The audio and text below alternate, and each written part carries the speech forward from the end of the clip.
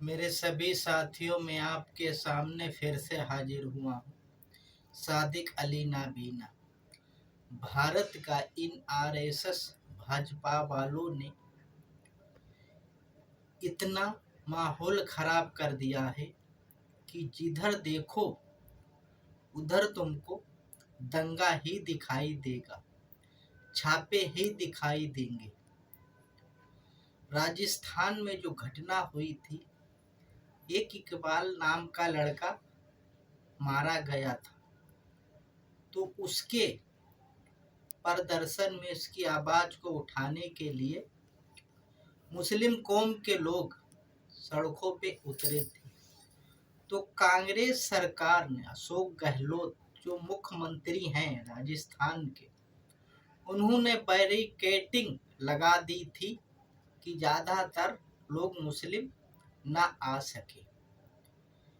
इसी के चलते कल बुधवार को जयपुर में बजरंग दल हिंदू परिषद के लोगों ने वहां हुड़दंग किया, पुलिस वालों की गाड़ियां रोकी। किस लिए रोकी? कि ये दिखाना चाहते थे कि मुस्लिम समाज के लड़के को इंसाफ मिल रहा है, इसलिए ये हुड़दंग किया गया है। हर तरफ ये आरएसएस, बजरंग दल वाले, हिंदू परिषद वाले भारत को जलाना चाहते हैं। ये इनकी गंदी सोच है, इससे हम सबको बचने की जरूरत है। जो इकबाल के परिवार वालों को 50 लाख रुपया मुआवजा देने दिया है, चेक, और उसे एक नौकरी देने की बात की है उसके घर की, तो इसी के चलते ये इन बजरंग दल आरएसएस वालों ने हुड़दंग मचाया है। हम राजस्थान सरकार से मांग करते हैं कि अगर हो सके ऐसे कारनामों को रोका जाए, वरना भारत को जलने से कोई बचा नहीं पाएगा। मुस्लिम कौम कब तक खामोश रहेगा? अगर उल जलूल के ये भाषण देंगे तो जाहिर से बात कुछ ना कुछ बवाल मचेगा। सबर जो है हद तक होता है, हद से ऊपर सबर नहीं किया जाता। ये आरएसएस वाले इस देश को जलाना चाहते हैं। ऐ मेरे सभी साथियों, भारत के बहुजन समाज के लोगों, हमारी बात को ध्यान में रखते हुए आरएसएस, बजरंग दल, हिंदू परिषद की सभाओं और रैलियों में मत जाओ। इससे माहौल खराब होता है और हमारे आपके बच्चों के हाथों में हथियार ये पकड़ाते हैं। इसका मकसद यही है, जो मोनू मानेसर को देख लो, बिट्टू बजरंगी को देख लो, ये जो कोई भी नेता या कोई साधु संत भड़काऊ भाषण दे तो वो समझ लो अपने बच्चों को नहीं मरवाएगा, हम सबके बच्चों को मरवाएगा। इतना ध्यान रख लेना। इस भाजपा सरकार आरएसएस ने देश में हर तरफ तुम्हें नफरत फैला दी।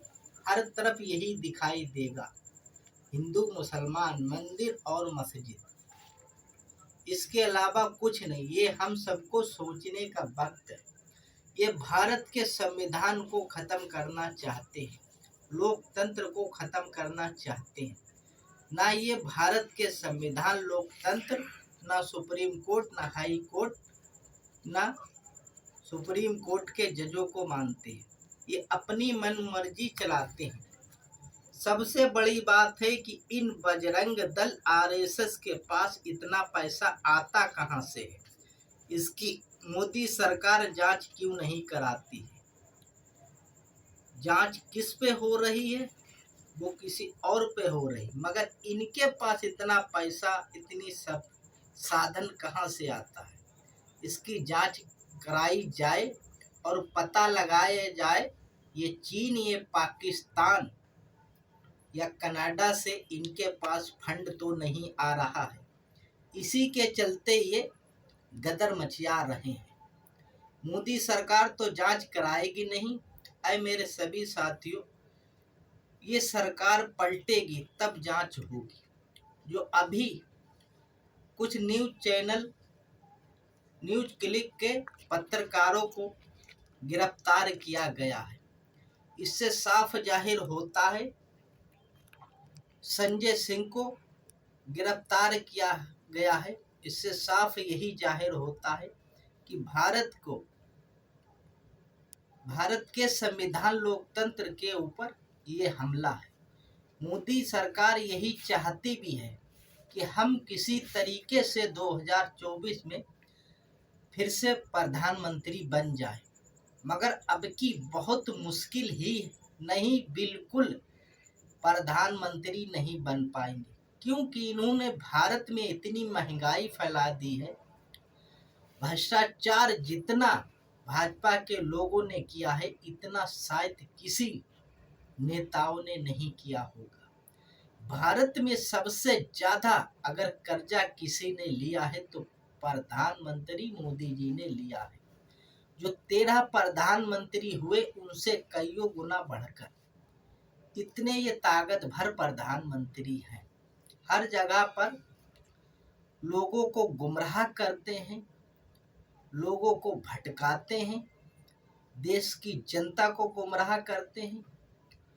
महिलाओं, बेटियों के साथ गलत व्यवहार किया जाता है, मगर ये बलात्कारियों के साथ में खड़े दिखाई देते हैं। अभी तक मणिपुर में दंगा चल रहा था, फिर हरियाणा में, अब राजस्थान में फैलाने की साजिश हो रही है। हम सभी देशवासियों से कहते हैं कि इन भाजपाइयों, आरएसएस की सोच से बाहर निकलो, सब एकजुट होकर इन आरएसएस वालों का मुकाबला करो और इन्हें सत्ता से हटाओ। ये प्रधानमंत्री आरएसएस की विचारधारा वाले लोगों को हर जगह इन्होंने बिठा रखा है, इसलिए हर जगह आरएसएस ही के इशारे पे ये छापेमारी, गिरफ्तारी, ये सब कुछ जो होती है वो इन्हीं के इशारे से होती है। हम बिल्कुल मानने को तैयार नहीं कि ये लोग भ्रष्टाचारी हैं। अगर भ्रष्टाचारी होते तो ये 10 साल होने को है, तो अब तक ये कौन सी नींद की गोलियां खा के सो रहे थे? अब तक इनको भ्रष्टाचार नहीं दिखाई दिया। हमें तो ये दिखता है कि सबसे ज्यादा किसी ने भ्रष्टाचार किया है तो इस भाजपा सरकार ने किया है, इस मोदी सरकार ने किया है।